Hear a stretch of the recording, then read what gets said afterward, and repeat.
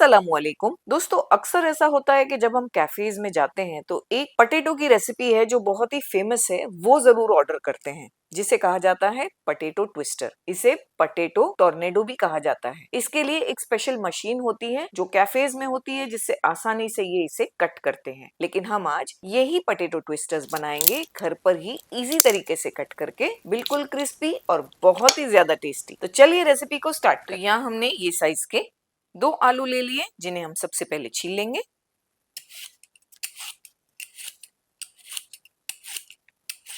इस तरह का स्लाइसर है हमारे पास, जिसमें आसानी से हम आलू की स्लाइसेस करेंगे।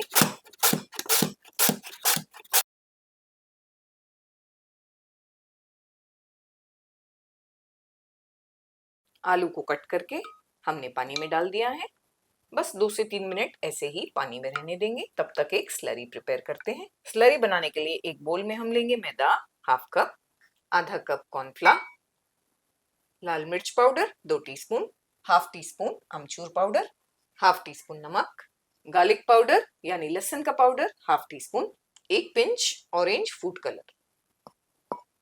अच्छी तरह से मिक्स कर लेंगे। पानी डालेंगे।